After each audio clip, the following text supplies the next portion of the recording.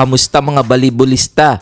Winalis ng Ateneo Blue Eagles ang ULED Warriors 25-21, 25-17, 25-22. Tinanghal na best player of the game si Takako Fujimoto sa likod ng kanyang 3 points at 12 excellent sets.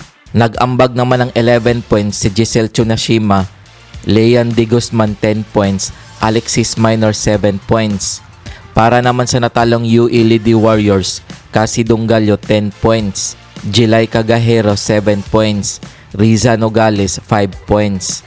Kung bago ka pa lamang sa channel na to, mag-like na at subscribe. Tinalo naman ng NU Lady Bulldogs ang FEU Lady Tamaraws 25-16, 19-25, 25-17, 25-22. Tinanghal na best player of the game sina Alyssa Solomon sa likod ng kanyang 17 points mula sa 13 attacks at 4 blocks. Vanji Alinsog 15 points mula sa 13 attacks, 1 block at 1 ace. Nag-ambag naman ng 15 points si Micaela Belen, Alexa Mata 6 points, Erin Pangilinan 6 points. Para naman sa natalong FEU Lady Tamaraws, Jercel Pitalio 12 points, Jean Assis 8 points, Faida Bacanqui 6 points.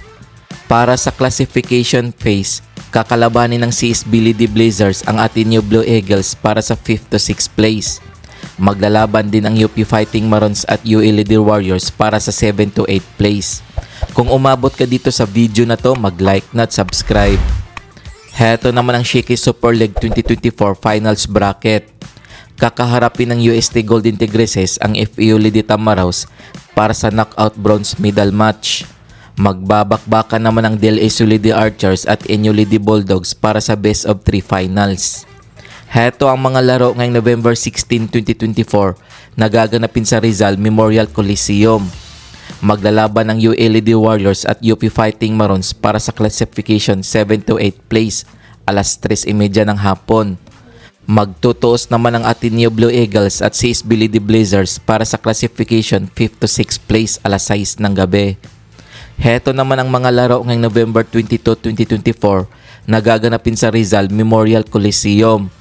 Maghaharap ang UST Golden Tigresses at FEU Lady Tamaraws para sa knockout bronze medal match alas 3:30 ng hapon. Maglalaban naman ang DLSU Lady Spikers at NU Lady Bulldogs para sa finals game 1 alas 6 ng gabi.